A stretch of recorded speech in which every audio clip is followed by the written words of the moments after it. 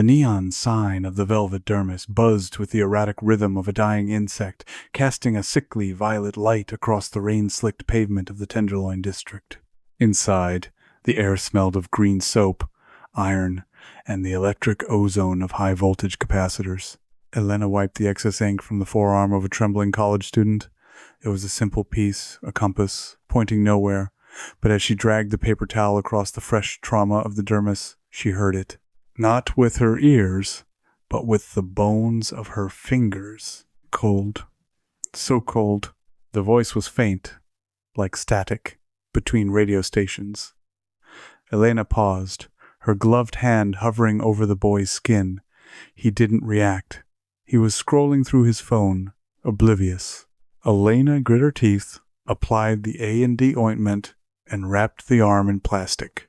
"All done," she said, her voice raspy from a day of silence. "Keep it clean, don't pick at it." As the boy left, the bell above the door chimed, cutting off the whisper. Elena exhaled, leaning back in her leather chair. It had started 6 months ago. At first, she thought it was tinnitus, then psychosis. But the medication made her hand shake, and a shaking hand was a death sentence in her line of work. So she stopped the pills and started listening. It was the ink. It was binding things. Small things, mostly. Fragments of memory, echoes of panic, the residual ghosts of the places her clients had been. She was a conduit, and the needle was the lightning rod. She was about to flip the sign to close when the door opened again. The man who entered brought the wind with him.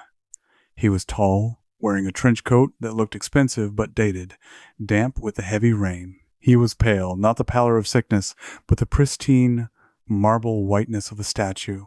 He moved with a fluidity that unnerved her, his joints articulating silently. "We are closed," Elena said, reaching for the spray bottle of disinfectant. "I have an appointment," the man said. His voice was a low hum, vibrating in the glass cabinets of the piercing display. Under the name Vance. Elena frowned. She checked the ledger. There was nothing there, and yet, looking at the page, she saw the ink bleeding upward from the paper, forming letters that hadn't been there a second ago. "Vance, 11 p.m. Right," she lied, her heart hammering a warning against her ribs. "Vance, what are we doing today?" Vance removed his coat. Underneath, he wore a simple white tank top. His arms were bare, his skin utterly flawless. There were no scars, no moles, no freckles. It was a canvas so blank it felt obscene.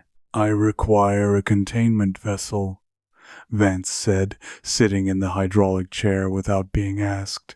"A labyrinth, across the back, shoulders to hips." He reached into his pocket and produced a small glass vial. The liquid inside wasn't black, it was a void. It didn't slosh when he moved it. It seemed to absorb the violet neon light from the window and give nothing back. "I have my own pigment," he said. "I can't use outside ink," Elena said automatically. "Health code. Contamination risks." Vance turned his head. His eyes were dark, the irises swallowing the pupils. "This is ash. Ash of the forgotten. It is sterile, Elena, and it is the only thing that will hold." He knew her name. She hadn't introduced herself. Elena looked at the vial, then at the man. The survivor in her, the part of her that had crawled out of a burning apartment complex 10 years ago when the fireman said no one could, woke up. It screamed, "Run!" But the artist in her, the one addicted to the beautiful macabre, was mesmerized. "Sit forward," she commanded. The session began in silence.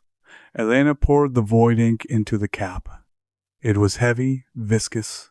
When she dipped the needle tip into it, the machine's buzz dropped an octave, sounding less like a drill and more like a growl. She began the outline. No stencil. Vance had said, "Let your hand find the walls." As the needles punctured the skin, Elena felt a shockwave travel up her arm. Usually, skin offered resistance, a pop and drag. Vance's skin felt like piercing water, yet the ink stayed suspended. Then the whispers started. They weren't the faint, static like murmurs she was used to. These were clear, coherent, let us out. Eats the light. It burns! It burns! Elena's hand jerked. A line went crooked. She swore, reaching for a wipe, but when she looked down, the line had corrected itself. The ink had moved, slithering back into the symmetry of the complex geometric pattern she was improvising. Is there a problem? Vance asked. He wasn't flinching. He wasn't bleeding. The ink, Elena whispered, sweat beading on her hairline. It's active. Keep going, Vance commanded. His back muscles rippled, not with tension, but as if something was moving. Underneath the scapula. The door must be shut before the storm breaks. Elena worked faster. The design was fractal, a series of interlocking cages, impossible triangles, and heavy shading. The more ink she packed into his skin, the louder the room became. The whispers grew into a cacophony of weeping, screaming, and scratching. It sounded like the room was filled with 100 invisible people, all pressing their faces against the inside of Vance's skin, begging for release. She realized then what he was. He wasn't a man. He was a prison. You're not binding your soul, Elena said, her voice trembling over the roar of the machine. You're trapping them. Who are they? Vance laughed. The sound didn't come from his throat. It came from the fresh tattoo. They are the payment, Vance said. I collect debts for those who prefer not to get their hands dirty. But the vessel leaks, Elena. I need a master to seal the cracks. Your hand. It has the trauma required to forge the lock. I'm done, Elena said, pulling the machine away. You cannot stop. Vance's voice boomed, rattling the frames on the walls. An unfinished circle binds nothing. If you stop now, they spill out, and they are very, very hungry. Elena looked at the tattoo. The black lines were pulsing. Faces, tiny, agonized faces pushed against the ink, stretching the skin like latex. If she stopped, the ink would rupture. The entities inside would tear through the shop, and she was the closest thing to meat in the room. Slow burn, she whispered to herself. Keep it steady. She dipped the needle again. She had to finish the labyrinth. But a labyrinth has two functions: to keep things in or to confuse the traveler. I am the artist, she thought, fear transmuting into cold, hard focus. I control the design. She resumed tattooing, the needle tearing into his flesh. The screams from his back became deafening. The shadows in the corners of the shop elongated, grasping at her ankles. Vance sat like a stone idol, feeding on the pain, growing stronger as the lock neared completion. But Elena began to alter the geometry. Vance wanted a cage. She gave him a Mobius strip. She worked feverishly, her hand a blur. The ink fought her. It tried to slide back into the rigid bars Vance wanted, but Elena forced it into curves, into paradoxes. She poured her own intent into the machine, her own survival instinct. You want to trap them? Fine. But you're in there with them. Almost done, she gasped. The smell of sulfur and rot filled the shop. The neon sign outside exploded in a shower of sparks, plunging the room into darkness, save for the single, battery-operated work light clamped to her station. Seal it, Vance roared. He could feel something was wrong. His skin was burning hot, radiating heat like a furnace. Elena drove the needle deep for the final line, connecting the base of the spine to the neck. But instead of closing the box, she inverted the final rune. She slammed her foot off the pedal. Silence. The room went instantly, terrifyingly quiet. Vance stood up. He towered over her, his silhouette monstrous in the dim light. He stretched his arms, inhaling deeply. Perfect, he purred. I feel contained. He turned to look at her, a smile stretching too wide across his face. You have a gift, Elena. I may have use for you again. He reached for his coat. Then he stopped. A ripple moved across his back. Then another. The ink wasn't settling. It was churning. What did you do? Vance whispered. He reached over his shoulder, clawing at his own skin. I didn't build a wall, Elena said, backing away toward the counter where she kept her panic button. I built a blender. The scream that tore from Vance's throat was not human. It was a chorus. The ink on his back began to rotate, the impossible geometry grinding against itself. The souls he had swallowed weren't trapped in static cages anymore. They were being cycled through a loop of infinite friction. Vance fell to his knees. His skin began to tear, not from the outside, but from the inside.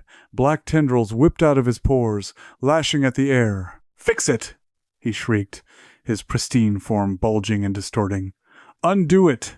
No returns on custom work, Elena said. She vaulted over the counter just as Vance exploded. It wasn't an explosion of fire, but of pressure. A shockwave of pure, condensed darkness blasted outward. The display cases shattered. The tattoo chair was thrown through the front window. Elena curled into a ball, covering her head as a hurricane of ink and cold air tore the shop apart. She felt wet. Heavy droplets splatter against her arms and face. She heard the wailing of 1,000 voices fade into the night sky, released, finally dissipating into the atmosphere like steam. Then silence returned. Real silence. Elena lay amidst the broken glass and spilled pigment for a long time. The rain outside had stopped, and the sirens were distant. She sat up slowly. Her shop was a ruin. Vance, or whatever he had been, was gone. All that remained was a scorched outline on the floorboards where he had knelt and a pile of wet, empty clothes. Elena stood, her legs shaking. She went to the bathroom mirror, guided by the moonlight streaming through the shattered front of the store. She wiped a streak of black sludge from her cheek.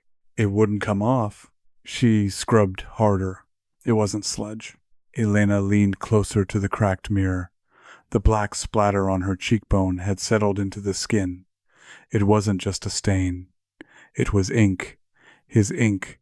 And as she stared at the accidental mark on her own face, a single tiny voice whispered from within her own skin, "Thank you."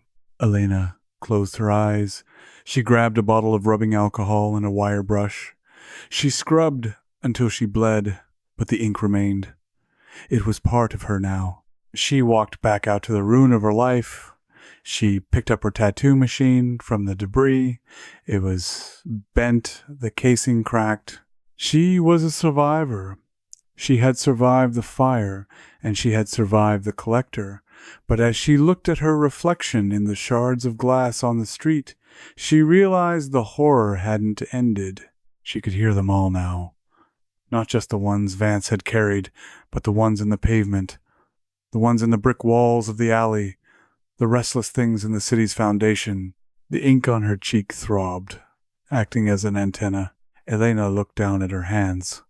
If she was going to live with the noise, she would need to control it. She looked at the empty pile of clothes Vance had left behind and the vial of black liquid that had miraculously survived, rolling under the counter. She picked up the vial. "Next customer," she whispered to the empty, broken street.